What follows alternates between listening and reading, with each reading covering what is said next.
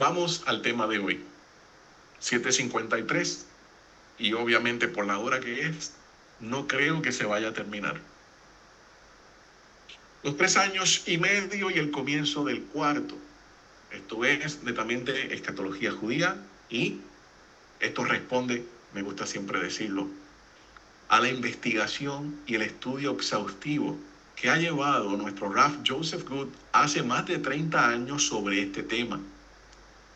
No sé si ustedes pudieron ver, está corriendo en las redes, la posición de algunos eruditos de la Torá de la casa de Judá, judíos ortodoxos desde Israel, donde están elogiando, donde están diciendo que si en el mundo gentil, porque ellos consideran que si no eres como ellos, no eres judío, pues eres un gentil.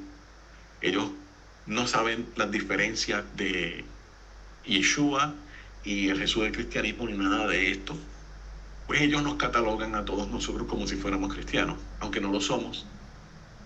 Pero este rabino está diciendo de que en el mundo cristiano, si realmente quiere buscar una información fidedigna de personas que sepan el tema del templo, y también yo le voy a añadir el tema de la escatología, las fuentes serias, responsables, y que están a la vanguardia a nivel y quizás, según estos rabinos, por encima de la mayoría de los rabinos en Israel, es nuestro Rav Joseph Good y, como dijo el rabino Adam, y su estudiante Rico Cortés.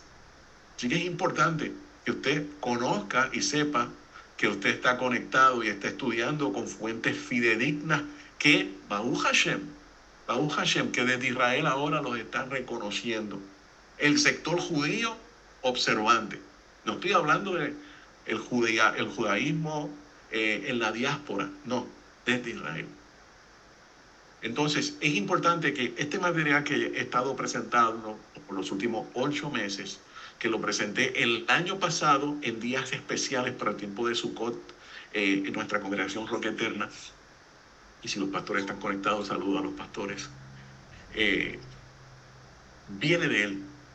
Yo no me estoy inventando nada, yo quizás estoy colocando esto en un vocabulario más simple, pero todo esto viene de lo que ha hecho Joseph Good.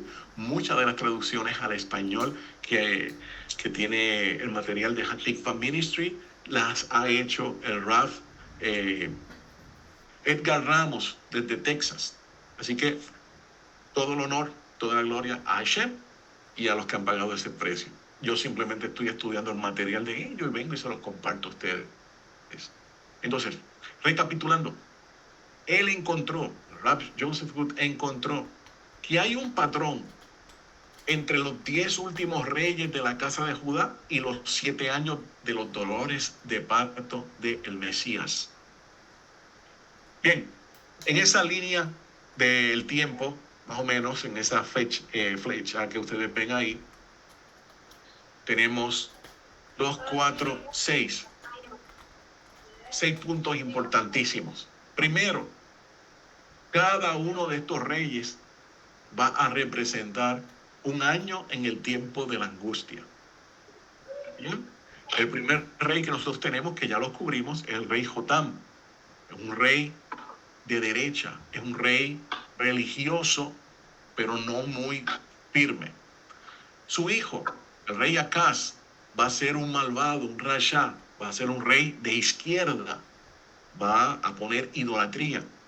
El rey Yotam tenía que decir, él levantó el templo, ¿cómo le digo? Comenzó un enfoque en el templo, no que levantó el templo, sino que comenzó un enfoque en el templo que había estado descuidado. Pero el rey Acaz, su hijo, vuelve a profanarlo, vuelve a poner idolatría. Luego, en el tercer año, llega Hizkiyahu o Ezequías, un rey sumamente importante para todos nosotros. Un rey que no se le da la importancia que debería para nosotros. Este rey es de un gobierno de derecha pero extrema, sumamente religioso. Es un rey que va a buscar la unidad de los dos reinos que ya se habían separado.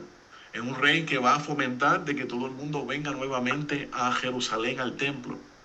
Es un rey que tenemos que hacer una pausa y sentarnos.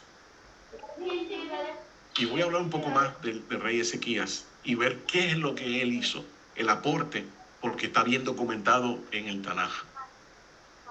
No podemos, el tercer año al cuarto, no podemos pasar por alto el momento, la situación que está afectando hoy en día Israel, porque hay momentos cíclicos.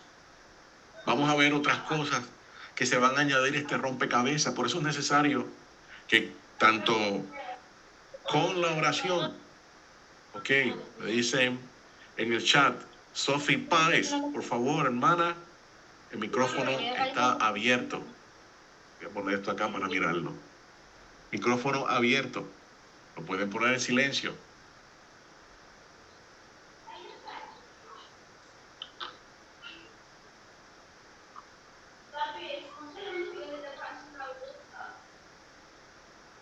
Bien, me dicen en el chat, por favor, si está todo cerradito.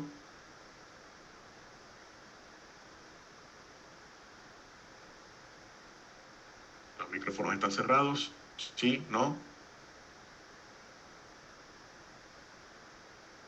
Baruch Hashem.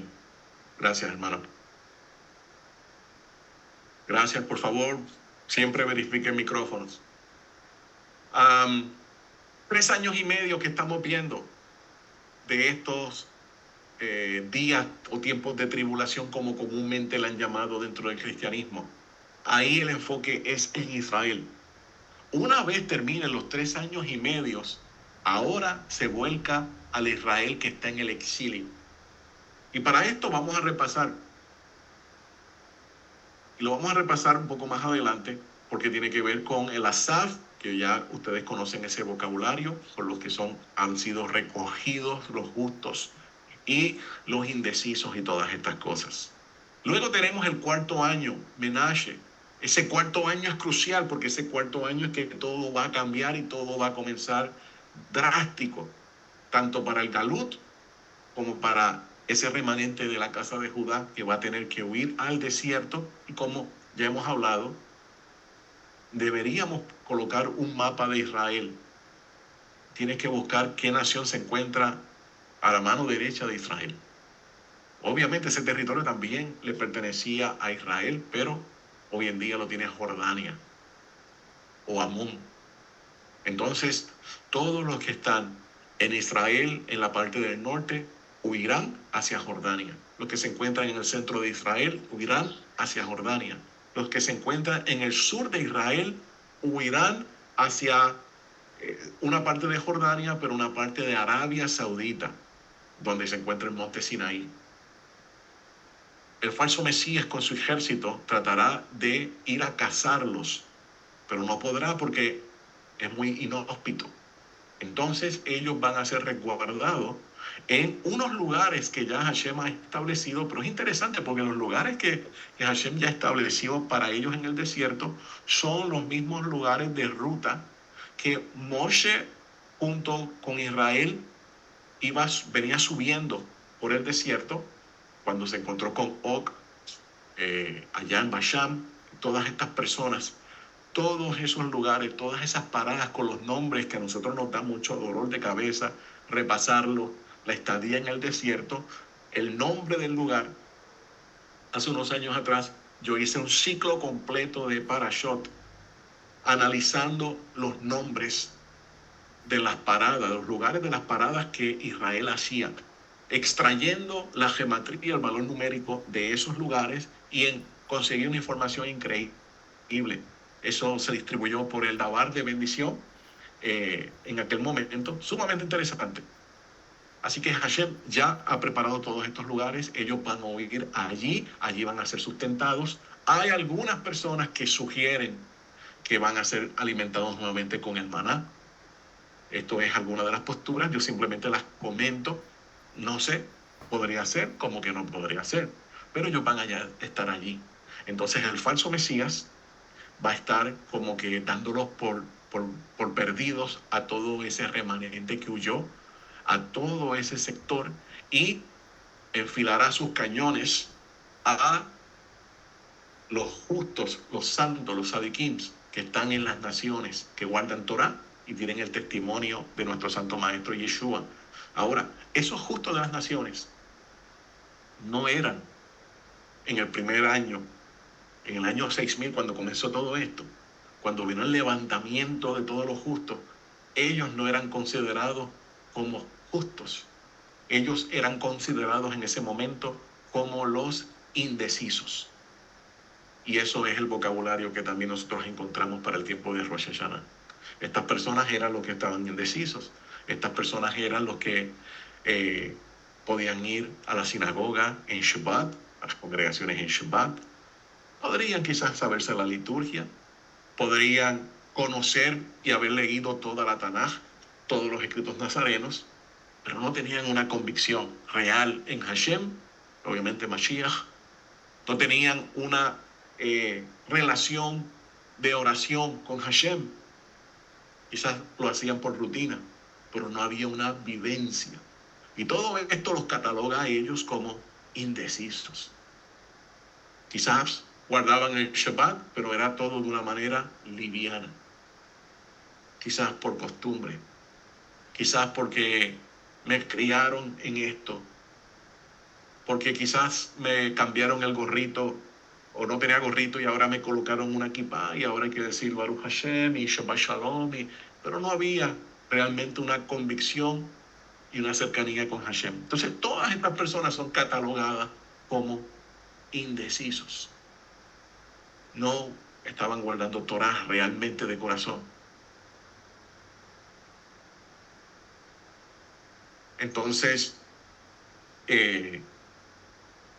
estas personas, al momento ya de los 3 años y medio, ya dejaron de ser indecisas y se fueron hacia la derecha, o sea, se fueron en completa convicción de que todo era real, de que todo lo que se decía realmente está pasando, lo están viviendo, y ellos se fueron inmediatamente alineados con Hashem, con su Torah y con Mashiach Yeshua. Hubo o va a haber un sector que no va a querer saber de nada, que va a estar bien turbado, y va a querer seguir la corriente, va a querer estar en una burbuja, recuerda la palabra de Yeshua cuando él dice van a estar en su rutina diaria, bebiendo, de fiesta, en su rutina. El mundo va a seguir hacia adelante, porque vamos a ver, yo no espero verla por si acaso, pero se van a dar muchos terremotos mucho más fuertes, muchos super huracanes, muchos eventos en la naturaleza, que al día de hoy nunca hemos experimentado. Todo esto va a ir en aumento, el mundo va a seguir. Y todas estas personas van a querer estar ahí siguiendo con ellos. Así que todas esas personas van a ser inscritos en el libro de los malvados, en el libro de los Rashaim. Nosotros ya fueron inscritos en el libro de la vida de los justos. Dunia, su micrófono está abierto. ¿Ok? Hay un eco. Perdón. Hay que me dicen en el chat, por favor. Dunia Celaya, según me están diciendo. Por favor. Importante, hermano, vuelvo y digo, ayúdenme con esto, porque se interrumpe la clase. Entonces, si usted tiene el micrófono abierto, los demás hermanos no pueden estar captando el mensaje bien, se está interrumpiendo. Bien. Vamos a ver, con el favor de Hashem, me dejan saber, por favor, si ya esto se ha arreglado o no. Gracias, hermana Dunia. 7 años de dolores de parto de Mesías. Bien. Los 7 años, esto es un repaso, esto es una recapitulación. Hay algunos puntos que van a ser nuevos. Año 6000. Comenzará todo esto en un Rosh Hashanah, pero es interesante que se le da el nombre de Yom Hadim. Yom Hadim es el día del juicio. A los hermanos que son más nuevos, que quizás están perdidos y no están conectando el material, usted necesita ir hacia atrás y buscar los materiales. Primero buscar la base y escucharlo y estudiarlo todo. No solamente lo escuche, estúdielo completo. Una vez usted estudie todo esto, va a poder conectar el mensaje que estamos tratando de transmitir. Yom Hadim, el día del juicio, siempre va a ser alusivo para Rosh Hashanah y ese tiempo de Yom Kippur. Siempre. No es un día, cualquier día en el año, o el día y la hora que nadie sabe. Es todo alusivo para Rosh Hashanah. Por eso es importantísimo que usted vaya a esas enseñanzas. Rosh Hashanah, que significa los diferentes nombres que aparece Rosh Hashanah, mencionados también en los escritos del primer siglo. Sobre 400 veces se hace mención en los escritos nazarenos de este evento, de este día específico. Así que es necesario, por eso debemos conectarnos nuevamente con la mente judía. Recuerde que el movimiento del camino originario era un movimiento judío, era un movimiento Torah observante, no era un movimiento gentil. El nombre cristiano, como comúnmente aparece, eso se le va a dar allá en Asia Menor, unas décadas más tarde, algunos dicen hasta 100 años más tarde, y es un término peyorativo. Así que este movimiento es un movimiento judío entre judíos, Torah observantes, muy celosos de la Torah, hasídicos, piadosos. Tenemos que conectar todas estas cosas, esto es parte del rompecabezas. Rosh Hashanah, el evento comienza en Rosh Hashanah. Ese día se va a estar inaugurando el altar del templo. Esto significa que antes que entren los 7 años, antes de que llegue ese primer año, que va a estar dentro del nuevo milenio, ya el templo tiene que estar levantado. Y todavía nosotros no estamos viendo el templo. Y si nosotros no estamos viendo el templo, quiere decir que todavía estamos a unos años de distancia.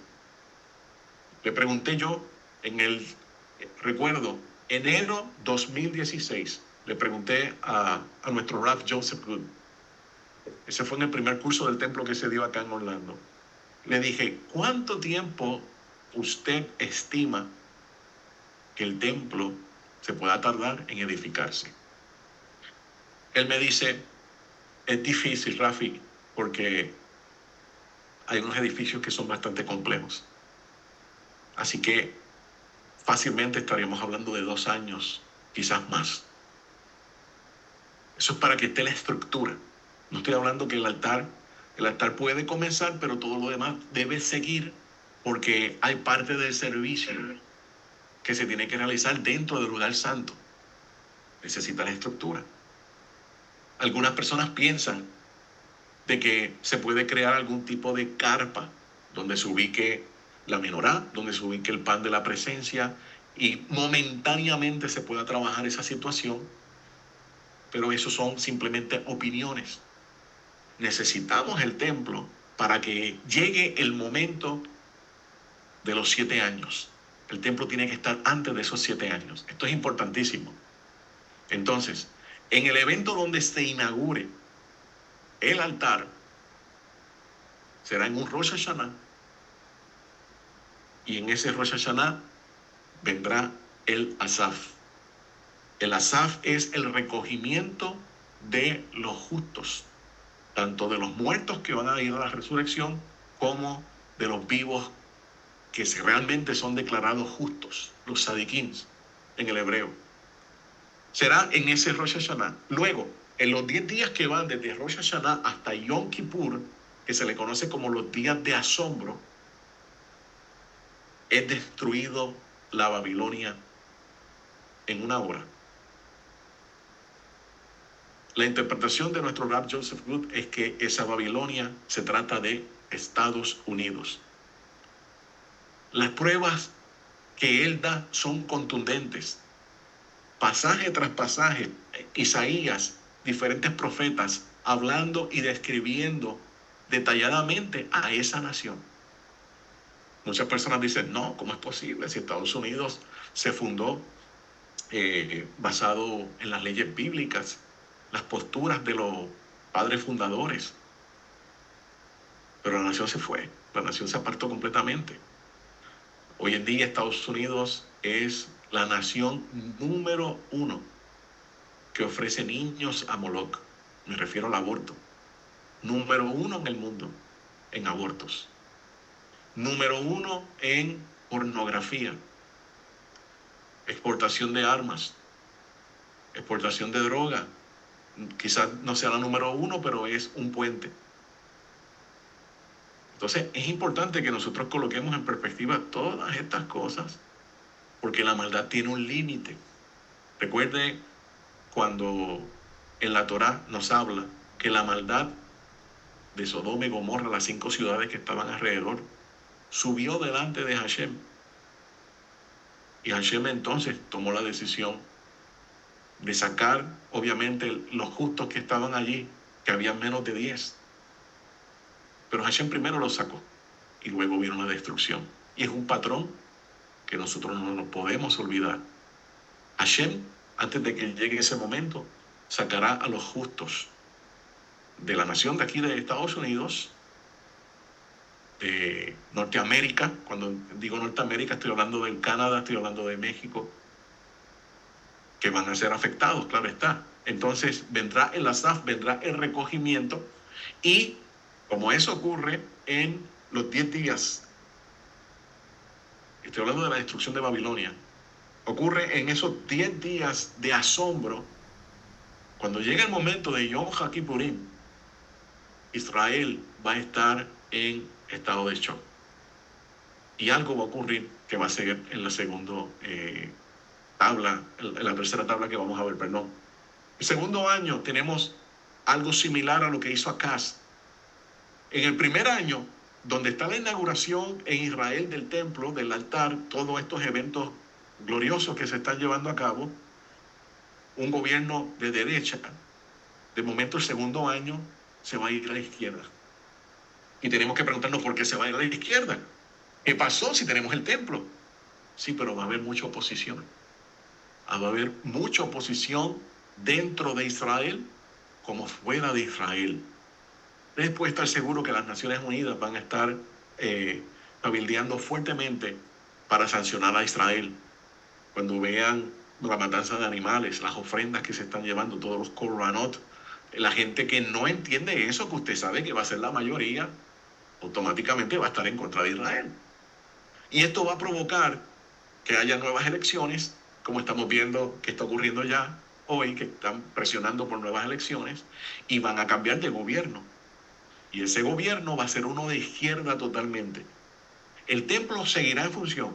El templo seguirá, pero será trastocado, ¿cómo le digo? Profanado en ciertas áreas.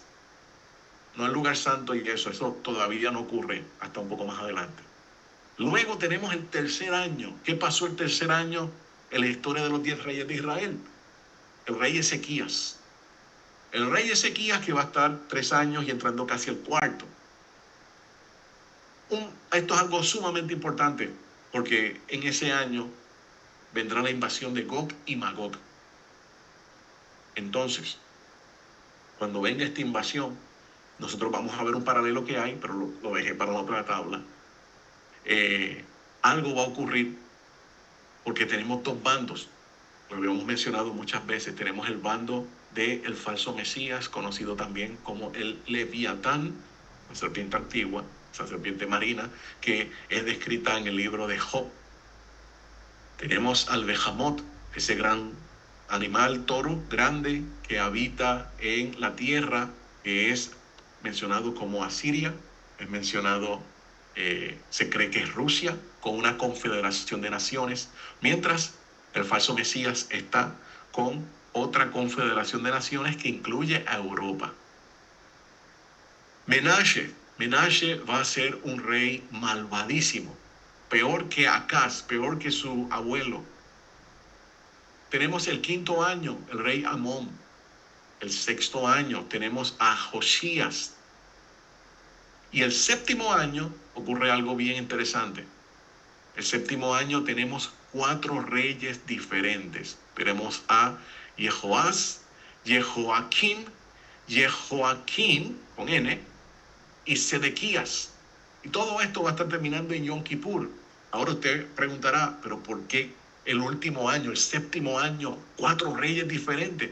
Los 4 reyes diferentes significan 4 gobiernos que uno sale y otro entra repetidamente en un solo año debido a la gran cantidad de eventos que van a estar ocurriendo dentro de Israel. Y no se preocupe si usted no comprende de momento, nosotros vamos a seguir desmenuzando todo esto. Pero es importante, vuelvo y recalco, de que usted vaya al principio y usted vaya a repasar y estudiar ya los últimos 8 meses. Así que hay bastantes tareas. Tipología y vocabulario importantísimo en el Tanaj. Bien, Asiria, recuerde, Asiria siempre es una tipología de Gog y Magog.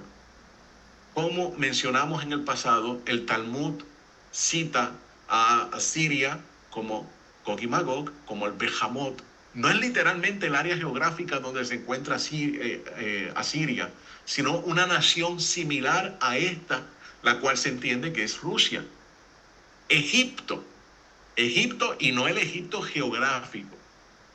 Egipto está representando esta nación muy fuerte, superimperio, que se vincula con Europa, y el faraón con el falso Mesías, el Leviatán. En la escatología judía, Gog y Magog ataca a Israel en el mes de Tishri. El mes de Tishri es el primer mes del almanaque antiguo, del almanaque civil. Es el mes de Rosh Hashanah, es el mes de Sukkot, es el mes de Yom Kippur. Ese mes hay un ataque masivo de parte de Gog y Magog a la tierra de Israel. En la Haftarat que se lee en Sukkot, la porción de los profetas que se lee en Sukkot para ese momento, que es Ezequiel 38, estamos hablando de Gog y Magog clásico, en el tratado Megilá del Talmud. Es bien interesante porque este tratado está hablando de Purim, pero también está hablando de Sukkot.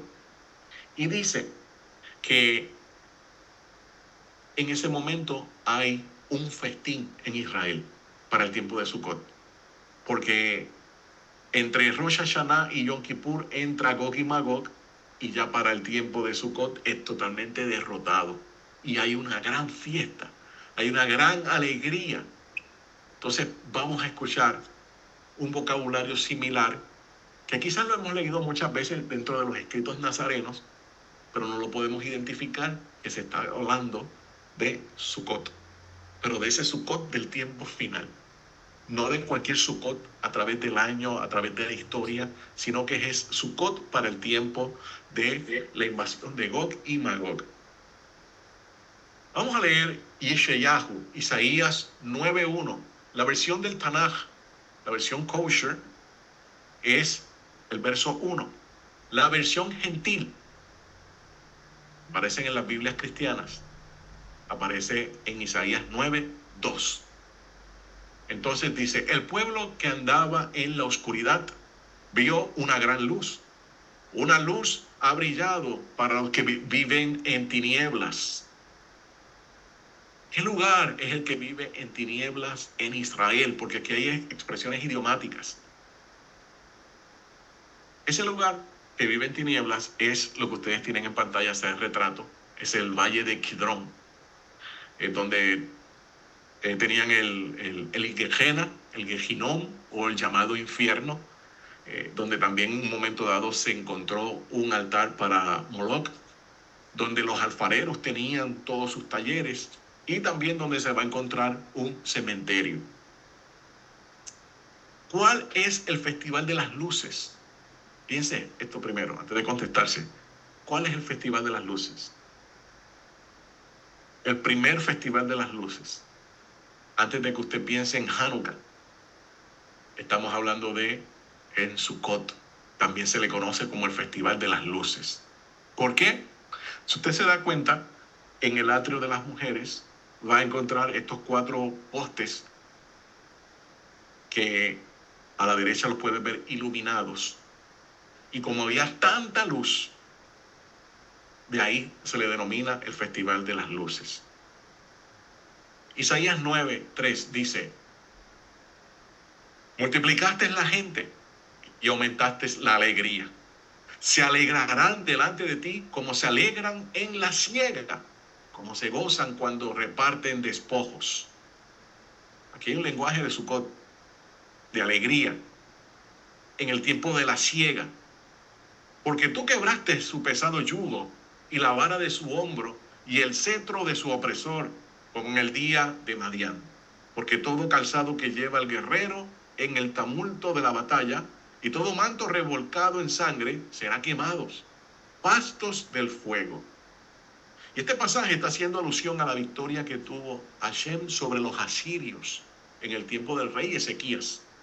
Ahora el profeta Yeshayahu, que va a ser también contemporáneo de Ezequías, está trayendo esta misma historia de la liberación, de la victoria, de todas las cosas que hizo Hashem por su pueblo, pero en el futuro con Gog y Magog, para ese mismo tiempo de Sukkot.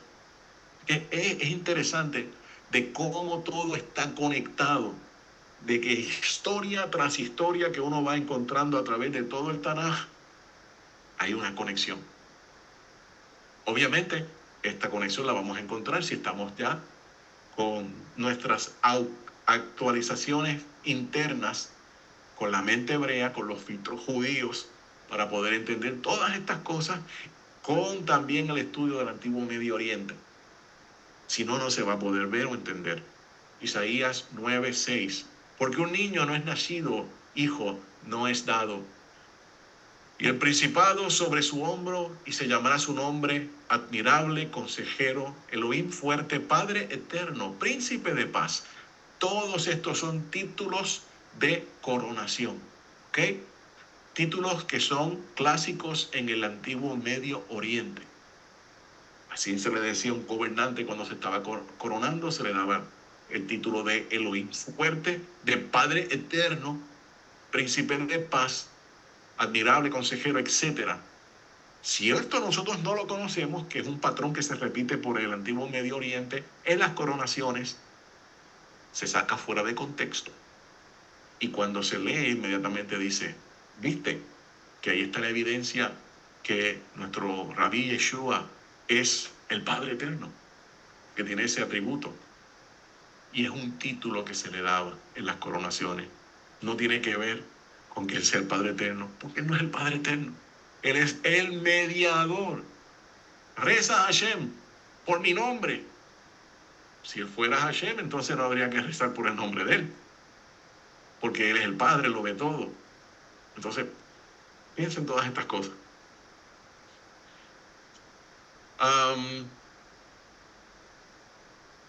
El Eterno le propina una brutal derrota para Yom HaKippurim y el pueblo celebra en el tiempo de Sukkot. El punto de los 3 años y medio. Este es el donde va todo a cambiar y de eso hablamos. Recapitulando clases previas. La Tanaj hace mucho hincapié sobre el rey David. Da muchos detalles sobre David, sobre sus hazañas, sobre todas las aventuras. Habla de que Hashem está buscando realmente personas que tengan el corazón como David lo tenía. Luego te presenta a la historia de Salomón. Se habla algunas cosas que él hizo, pero no se abunda tanto. Después de esto tenemos diferentes reyes. Reyes que son obviamente de la descendencia de él, pero casi no se habla de ellos. Cuando se lleva al punto de Ezequías, se habla con tanto lujo de detalles que supera al mismo Salomón. No sobrepasa a David, está casi llegando a la misma información que encontramos de David. Pero David y Ezequías son los 2 reyes que más se ha documentado de ellos en el Tanaj, que más detalle y más exaltación se encuentra en el Tanaj, incluso también en el mismo Talmud. En el Talmud habla de Ezequías como es un prototipo de Mashiach. Así que es necesario que uno vaya a repasar una vez más todo lo que hizo Ezequías, que vayas a las crónicas, que vayas a los reyes y veas todo lo que él está haciendo, porque ahí te está mostrando qué va a ser el Mashiach. Es importante esto, familia. Es importante que uno vaya y repase y pase tiempo. Estamos en un tiempo que todo es rápido, todo es, uno lo quiere que salga rapidísimo. Les cuento una historia real. Hace, diríamos que año y medio atrás, un hermano me contactó, me dijo que quería estudiar, me dijo que necesitaba recursos y yo le envié muchos recursos, le envié muchos PDF. Le envié, le dije, hermano, comience con esto. Luego le envié una serie completa de videos y le dije, como le he dicho a muchos de ustedes, cualquier duda me escribes o me llamas y la aclaramos. Pasó una semana, pasaron 2 semanas, pasaron 3 semanas, pasó un mes y no había noticias. Estuvo raro. Entonces me comuniqué con la persona me dice, tengo mucho trabajo, no he tenido la oportunidad, pero estoy ahí. Ok, ¿usted no me podría explicar? Y yo le dije, hermano, yo tengo muchas cosas que hacer, por eso le di el material. Pero la persona me dijo, pero si usted me lo explica es mejor, yo lo puedo entender mejor. Y yo le dije, no, hermano, usted siéntese y pase trabajo. Y desgraciadamente hay mucha mentalidad así, de que es, dámelo todo, prepáralo tú, cocínalo tú, sírvelo tú, dámelo en la cuchara y yo abro la boca. Pero no se quiere pasar el tiempo, no se quiere pasar el trabajo. Entonces uno acá, que pasa trabajo, que sacrifica muchas horas, y horas en todo el sentido de la palabra, para tratar de dar una clase aunque sea a la semana, estoy hablando en mi casa. Pero hay personas que no se quieren sentar a estudiar y necesitas sentarte a estudiar. Necesitas darte un detox, desintoxicación completa de todo lo que es Roma, de todo el pensamiento romano, y los filtros romanos todavía están muy adentro, muy adentro. Yo he visto personas que no importa que tengan 1, 2, 5 años, 10 años en la Torá, todavía piensan como romanos. Y obviamente así no va a poder echar para adelante. Necesitas sentarte, necesitas limpiar todo el sistema. Vamos a decir, cambiar el software, cambiar el antivirus completo para poder captar todas estas cosas. Algunos de los detalles sobre Ezequías y su misión. Bien, palabras que son necesarias entender. Este es uno de los términos. Vamma. Vamma significa lugar alto. Vamot es el plural. Son lugares altos. Aunque la palabra pues está indicando un lugar alto, no necesariamente siempre era un lugar alto, porque se han encontrado en el valle de Kidrón. El valle de Kidrón es el valle básicamente que está la pendiente en el templo, es el valle donde hay una falla, también se le conoce como el valle de Josafat. Todo esto, allá se encontró un vamot, unos altares, vamos a decirle así. Estos altares eran para las deidades. En muchas ocasiones, la adoración de los vamot, usted lo va a leer a través del Tanaj. Reyes que hicieron lo que era agradable a Hashem, pero no quitaron los vamot, no quitaron los lugares altos, no quitaron esos altares. Muchas veces uno piensa de que en todos los tiempos fue lo mismo, que estos vamot eran para Baal, era para Asherah, o quizás era lo que estaban en las afueras de Israel, eran para Júpiter, Zeus. Pero no siempre fue así. No siempre fue así en los diferentes reinados de Israel. En el tiempo de Ezequías, los Bahamot, estos lugares altos, eran para Hashem. Eran para Hashem. Ezequías los eliminó, porque Hashem había dado una orden. Hashem había dicho, todos deben ir a adorarme al lugar donde yo he puesto mi nombre, a Jerusalén. ya no puede ver Bamot. No puede ver altares en diferentes lugares, aunque sea para mí. No, eso no está permitido. Hashem dijo, es solamente en Jerusalén. ¿Qué crea estos Bamot? Va a crear un sincretismo. Y el mejor ejemplo lo vemos en Shemot, con la adoración del becerro de oro. La multitud mixta dijo, al becerro de oro dijo, ese es Hashem que te sacó de Egipto. Entonces ahí introdujo una teología de reemplazo, introdujo una adoración diferente. Y esto está representado, esa adoración diferente para Hashem, pero es diferente. Ese diferente es el problema, mi hermano. Porque Hashem ya ha descrito cómo debe ser su adoración desde que te levantas hasta que te acuestas, qué tú vas a hacer, cuál es el servicio y dónde es el lugar que tú vas a ir a visitarlo a él. Se llama Jerusalén, se llama en su casa, donde puso su nombre. Desgraciadamente ese mismo patrón existe en el cristianismo, existe en las raíces hebreas, que cada cual quiere hacer según su imaginación y no quiere seguir lo que hace el judío, porque todavía hay un espíritu de antisemitismo que fue heredado de Martín Lutero y está ahí presente. Ellos no se dan cuenta, no lo detectan, pero todo lo que me gusta, todo lo que tiene que ver con Yeshua, todo lo que tiene que ver con la Torá, pero la identidad judía no la quieren. Entonces eso refleja que hay un espíritu de antisemitismo, que yo había hablado la semana pasada. Es un espíritu demoníaco, es un espíritu que viene del mismo infierno. Entonces tenemos que tener muchísimo cuidado de no caer en esa dirección, y de que si desgraciadamente estamos ahí, tenemos que salir. Y si el líder donde usted se está congregando no quiere salir, hermano, le voy a decir algo: las ovejas no son del líder o de los pastores, las ovejas son de Hashem.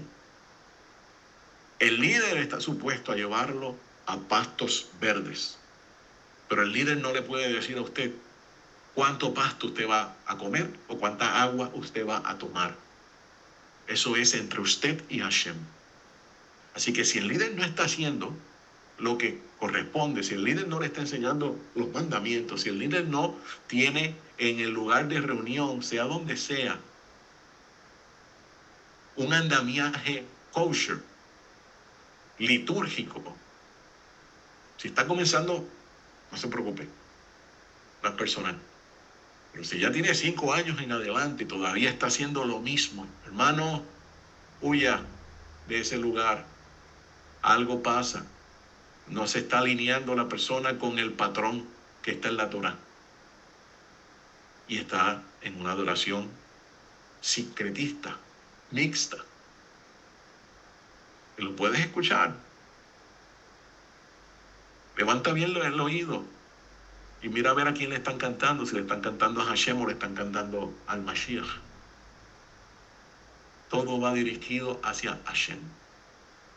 Hacia Hashem. Él es el rey. Él creó el vehículo de salvación llamado Mashiach. Él es el que da la Geulá, la redención, a través del Mashiach, pero es Hashem el que la da. Todo proviene de Hashem. Tenemos que tener mucho cuidado porque no nos queremos encontrar en Avodah Zará, en idolatría. Y vienen diferentes modos. Entonces tenemos que realmente ser sinceros, porque ningún líder se va a parar en el juicio final a defenderlo. Ninguno. Usted tiene que tomar la decisión. ¿Dónde estoy? Los que han estudiado conmigo por tiempo, no sé si por ahí se encuentra Samara o se encuentra Kefas.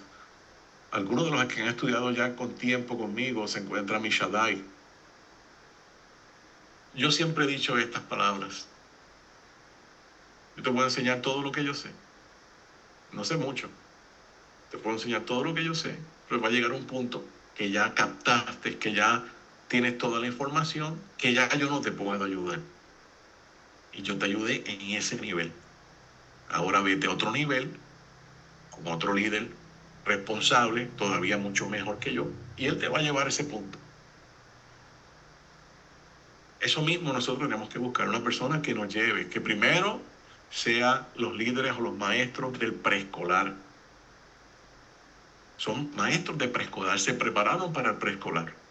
Una vez cumplieron todo lo que es del preescolar, es necesario que usted se mueva a los otros grados. ¿O es que usted pretende quedarse en el preescolar? Porque hay gente que se queda en el preescolar y cree que el preescolar es todo.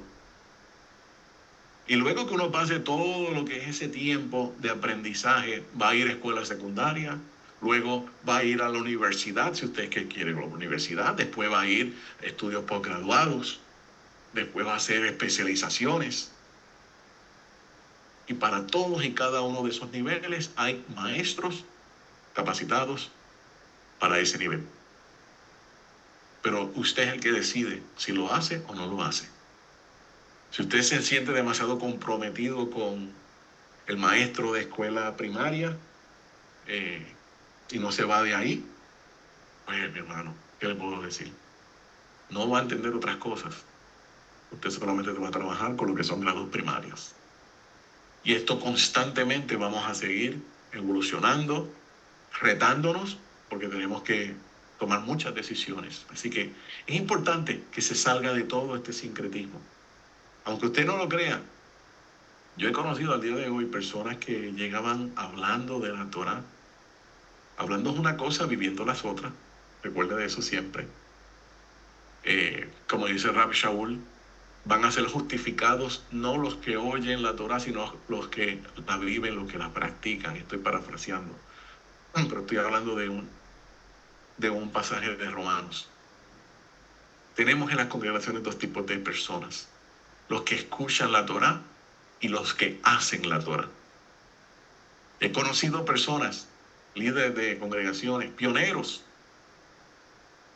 30, 40 años, enseñando estas verdades, pero cuando ves cómo es todo el servicio, siguen estando en escuela primaria. Cuidado con el sincretismo. Bien, seguimos con lo que le ocurrió a Ezequías, y esto es parte de la recapitulación. Mas Ezequías no correspondió al bien que le había sido hecho. Este fue el rey Ezequías, sumamente elogiado, sumamente respaldado por el Hakadosh Baruj Hu, y él no correspondió a ese bien que se le había hecho, sino que se enalteció su corazón. Un poquito se parece a lo que le ocurrió también a Salomón.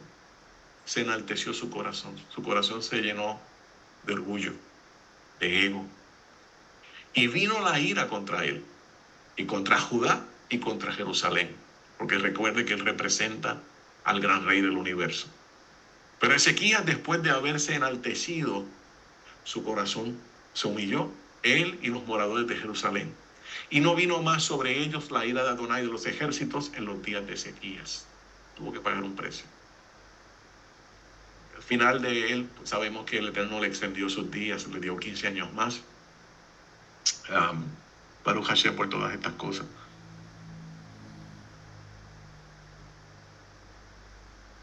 Volviendo a recapitular, los primeros 3.5 años, 3 años y medio, estamos hablando que el trato es con Am Israel en Eretz Israel, en la tierra de Israel.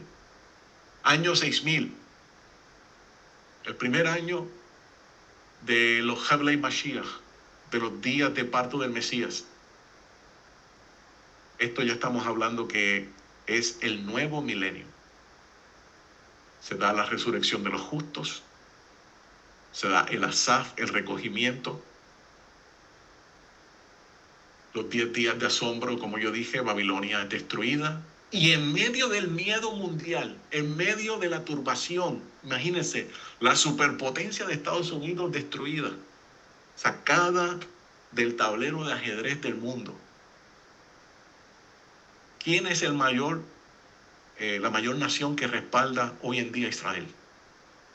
Usted sabe que es Estados Unidos. Armas, dinero, información. Ese que le supe todo eso se fue del panorama. El mundo está en caos. A ver quién va a tomar el lugar de Estados Unidos.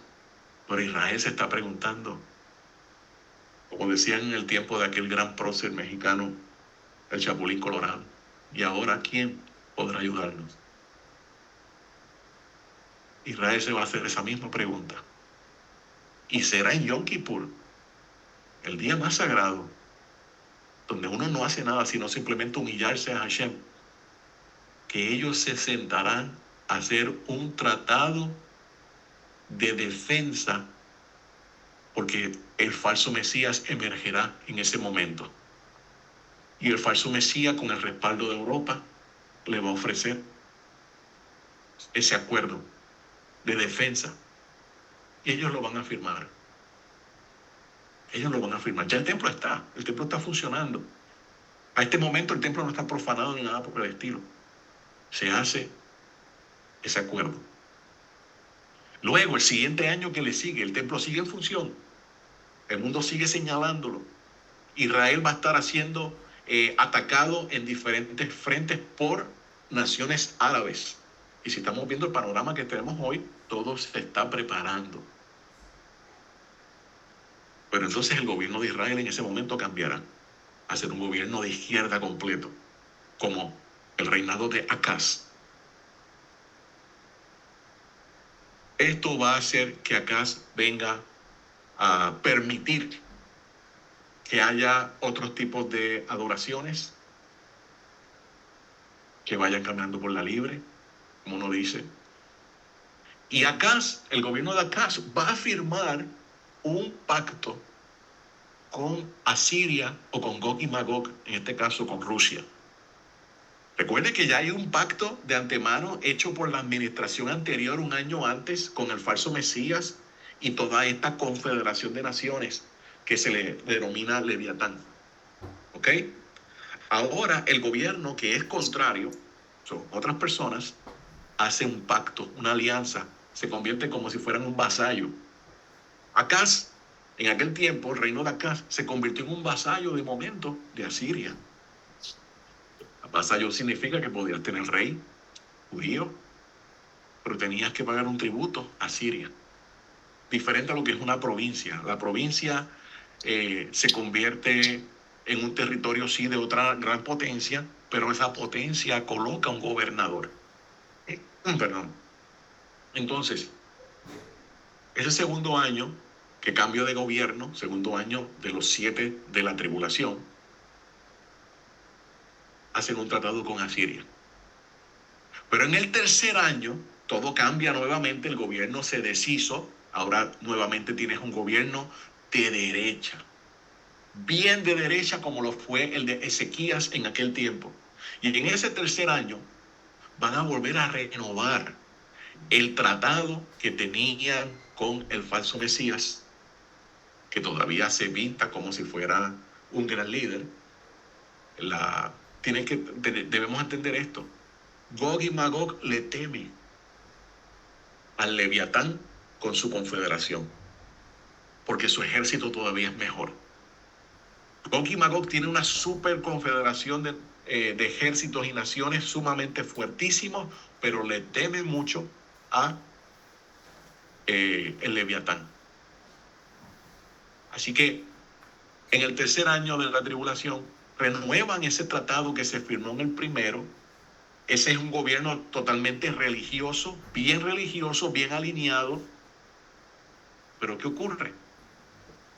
Cuando se está saliendo de ese tercer año, está a punto de llegar el cuarto año, ahí comienza a forjarse la invasión de Gog y Magog. De Gog y Magog, porque Gog y Magog dice, pero ustedes tienen un acuerdo conmigo. Lo firmó la otra administración. ¿Y dónde nosotros podemos ver todo este retrato? En los 10 reyes últimos de la casa de Judá. Una vez ocurre todo esto, ya ustedes conocen, va a ser para el tiempo de Rosh Hashanah, ya entrando para el cuarto año casi, y es en ese momento que Hashem les propina la gran derrota, es en ese momento que ellos están celebrando. Será entonces en ese periodo de tiempo que venga el falso Mesías, el faraón, el leviatán, como usted le quiera llamar, y quiera entonces caminar por una área del templo que solamente son los Kohanim y el rey designado de la casa de Judá, el rey real, y va a profanar el santo templo. Ahí todo se va nuevamente a cambiar, porque todos que habían creído realmente en Hashem, que Hashem existía, que Hashem es real, con el evento de Gog y Magog, todo el pueblo de Israel cambió. Toda su mentalidad, estoy hablando del pueblo de Israel que vive en Israel, está ahora convencido de que Hashem sigue obrando, de que Hashem, el Hashem de la Torá, del Tanaj, el Hashem que guardó a todos nuestros antepasados, es real. Porque debido a todas las guerras que han venido, los problemas con desgastes, ya Israel no puede pelear como lo hacía o como lo hace en este momento. En ese punto, ellos necesitan ayudas. Según Ezequías esperaba que Egipto viniera en su ayuda, porque no sé si ustedes lo han leído, pero le hago esta historia corta. El rey Ezequías invadió a los filisteos. Cuando invadió a los filisteos, tenemos que recordar que los filisteos era una provincia de los asirios. Se llevó al gobernador, Palis, si no me equivoco era el nombre de él. Se llevó al gobernador para Jerusalén. Entonces los asirios vinieron a defender a los filisteos. Había ocurrido algo. Ya los asirios estaban cerca, porque habían estado asediando a las tribus del norte. Habían estado asediando a Samaria. Se habían estado ya llevándose a la élite de la tribu de Efraín. Quedó un grupo bien reducido de Efraín y trajeron personas del imperio asirio, las pusieron allí. Como interesante, como ellos sufrieron muchas bajas por animales salvajes que comenzaron a llegar, algo sobrenatural. Ellos preguntaron qué pasa, le dijeron básicamente, mira, esta es la ira del Dios de Israel. Así que mandaron a buscar Kohanim, que se habían llevado ya, para que vinieran, para que enseñaran a las personas el camino de la Torá, pero era una Torá diferente, una Torá, escuche bien, con sincretismos. Al día de hoy, los rollos de la Torá más antiguos que hay son los de los samaritanos, pero no significa que sean kosher, porque cuando se comparan con las versiones más antiguas que hay en la casa de Judá, son diferentes. Tienen una mezcla, tienen una manera de proceder diferente en todos los festivales. Tienen una adoración diferente. El samaritano no es judío. El samaritano, ni el judío lo considera judío, ni el samaritano se ve como judío. Su religión se llama samaritanismo. Y aunque pareciera tener el rollo más antiguo, está modificado. Y esa modificación, esa mezcla es lo que Hashem no acepta. El que tenga oídos, oiga. Entonces, ellos ya habían estado asediando, habían estado invadiendo. Ahí estaba, vamos a ver si me recuerdo el nombre, no sé si lo tengo por aquí anotado. Salmanaser. Salmanaser estaba ahí. Salmanaser es muerto y viene Sargón. Y Sargón dice, me devuelven ahora a Palti, que es el gobernador de la provincia donde están los filisteos. Todo ese mismo patrón nosotros lo vamos a encontrar en los tiempos de la gran tribulación. Cuando vengan los asirios, van a ser de Gog y Magog, va a ser completamente devastado. Ellos le siguen temiendo, porque el ejército es devastado, pero no las personas que se encuentran en el lugar de Magog. Así que ellos le temen. Viene el falso Mesías. Ellos están en la expectativa, obviamente Israel va a estar en la expectativa de que venga el falso Mesías, de que venga Egipto en la ayuda. Recuerde que no es Egipto literal,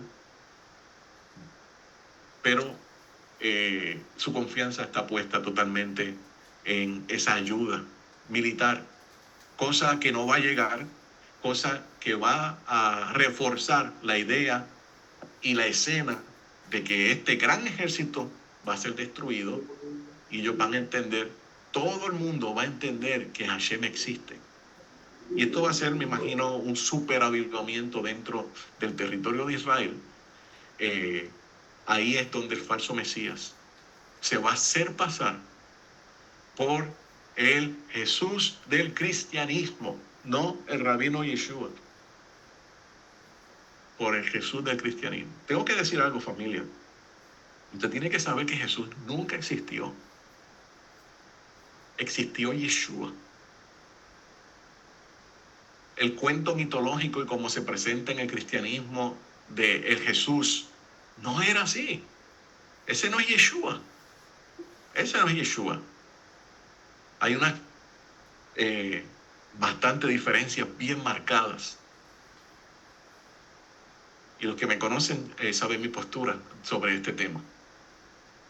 Entonces es importante de que Él se va a hacer pasar por como Jesús, no como Yeshua.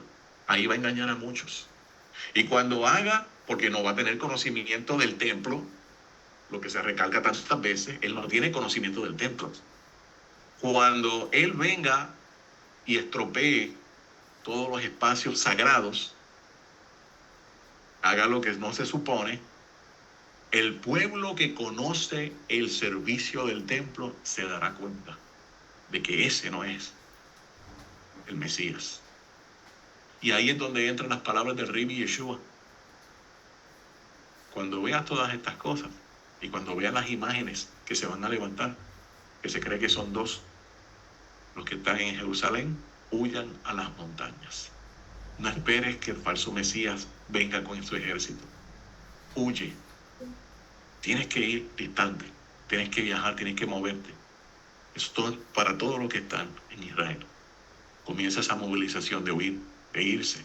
Ahí ellos se van a dar cuenta que Mashiach que esperaban ya vino. Ahí ellos se dan cuenta de que todo lo que se ha dicho fue real. Entonces, ahí vendrá entonces la persecución directa para el desierto.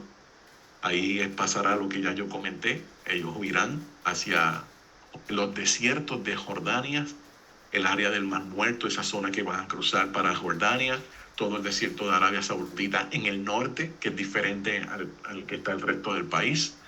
Irán hacia el monte Sinaí también a esconderse. Y todo esto tiene el porqué.